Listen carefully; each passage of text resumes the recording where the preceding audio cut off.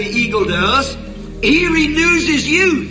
He's the only bird that there is that he can be almost gone and he comes back to a young eagle again. Not in age, but just in action. Well, why would Jehovah liken us unto eagles then? When you're all down, as it would be said, in the dumps, then along comes a good revival and your youth all renewed again. Oh, I've seen the old people with gray hair and whiskers all over their face just shout and praise the Lord like a little boy 15 years old. I've seen people sitting bound in wheelchairs leap to their feet and scream and shout like while they're renewed. Another thing about an eagle won't build her nest on the ground. An eagle builds her nest just as high as she can build it. She gets out of the way of all other predators, so nothing will bother her. Some time ago, I was at Cincinnati, Ohio, to the big zoo there, and they had just captured a big eagle and put it in a big cage. Well, I walked up, I heard all the beating and going on, and I walked down to show Sarah. I thought it was two birds fighting, but when I got down there, it was just one big eagle. He had no feathers hardly on the front of him. His face was all beat up, his wings was all beat out. And I watched the big fella, how restless he was with his wings out and them sore. And he walked across to one side out of the cage, and he'd get a big run. And he'd fly against that cage with all that was within him, only to butt his head against it to fall back in the floor again. He'd lay there and shake his head a little, get up, go back again.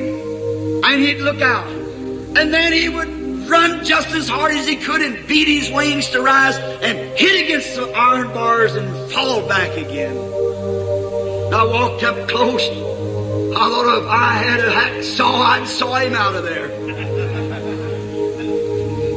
And as he laid there and his great eyes looking towards heaven, the blue skies above him, he was born to live in the heavens. That's his nature, is to live high. And here he is with a cage over him, and he can't get up anymore.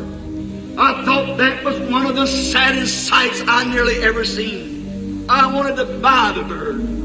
Well, they wouldn't let me have him. I felt so sorry for him.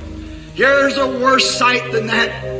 There's men and women walking the streets that was born to be sons and daughters of God, living below their privilege, beating their brains out in nightclubs and everything else, when they should be soaring the skies of God's great pleasure and power. They were born to be sons and daughters of God.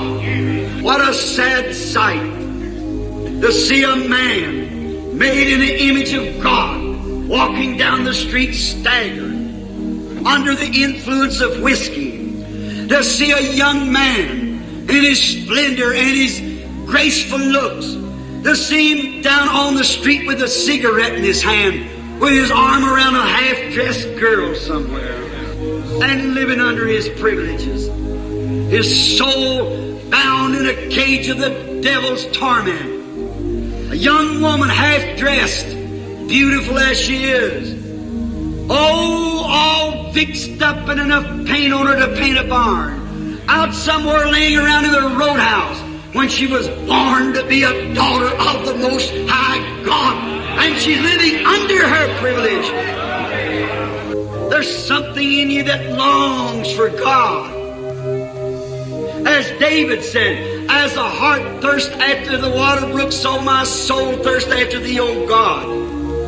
And you try to satisfy that blessed, holy thirst that God put in you, the thirst after Him, and you try to satisfy it with the things of this world. The devil is trying to make you quench that thirst by serving him. You're born to be an eagle.